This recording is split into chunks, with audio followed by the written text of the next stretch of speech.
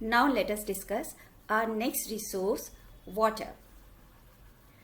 We know that there is unequal distribution of water in India due to erratic monsoon. Sometimes we are having very good monsoon and there is flood in rivers. Sometimes monsoon fail, so we are facing the problem of drought. So that is why we have to conserve water. Way of conserving water is dam.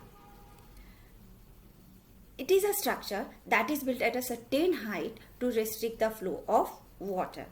But this method has certain advantage as well as disadvantage. Let us first discuss about the advantages of constructing a dam. In dam, there is storage of rainwater, so this water can be used for irrigation.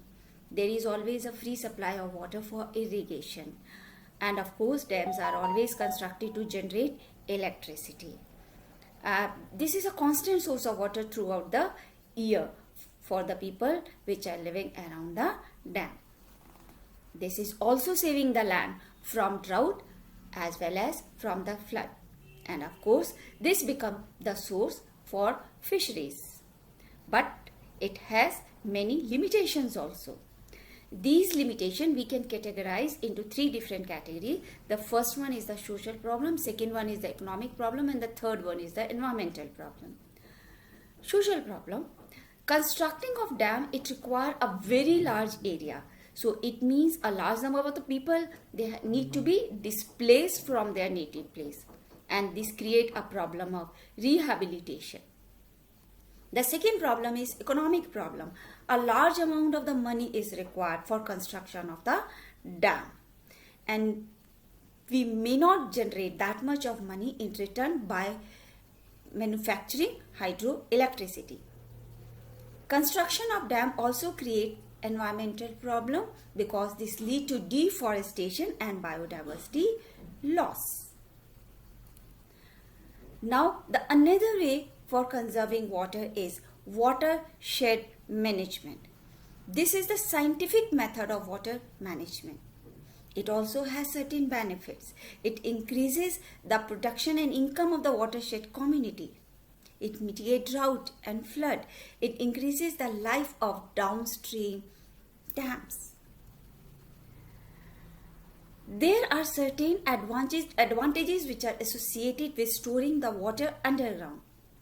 It doesn't evaporate. It recharges our wells. It provides moisture to vegetation. Mosquitoes, they cannot breed in this. And this water is not contaminated by the human or animal excreta. In India, there are various traditional ways of storing the water. Let us have a look for these methods. Like look at this. This is Khadin and Nadi in Rajasthan. In Maharashtra, these are known by the name of Bhandaras and Tals. Now, these are Bundis in Madhya Pradesh. In Himachal Pradesh, this is known by the name of the Kul. Or in Kerala, these are known as Surangams. Or in Karnataka, these are known as Katas. You can also search different ways of storing water in other states also. But one thing is common in all these methods of water conservation, that water is always stored in low-lying lands. Now let us come to the last resource, that is fossil fuel. Fossil fuel, it includes coal and petroleum. And we all know that coal and petroleum, these are formed from the organism that got buried under the sediments. Coal due to burial of the forest, and petroleum due to burial of the organism, animals under the seabed. Though we are using coal and petroleum, but this is creating problem for us.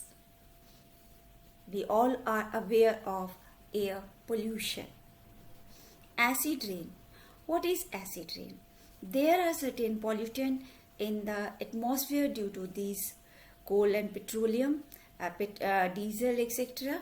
And this make acid when it react with the rainwater and it fall on the earth's surface in the form of acid rain that corrode marble surfaces, destroy our crops, etc. etc.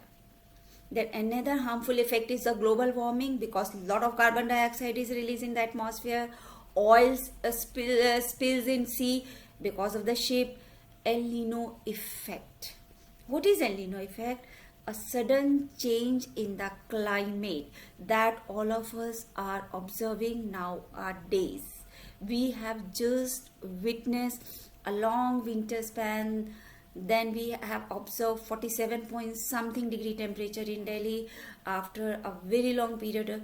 This is all because of the El Nino effect. How to conserve energy? We have to all find out our own way of conserving the energy. But the common for all is that avoid use of personal vehicles, though nowadays all of us are using our personal vehicle. So as far as possible, we should avoid use of personal vehicle. We should use public vehicles like metro. We should always buy fuel efficient vehicles. We should use bicycle for the short distance. I know student nowadays you are using scooty, but I think you should avoid this and you should use bicycle. We should make use of alternate sources of energy like solar energy. We are having now solar cars also. So it conserves energy as well as it doesn't create any pollution also. And as we have already discussed, that when we are not using the appliance, we should switch off these appliances. So by adopting this method, we can conserve fossil fuel as well as we can conserve a certain amount of our natural resource also. So dear student, all of us have to participate in this conservation of natural resources if we want sustainable development. Thank you.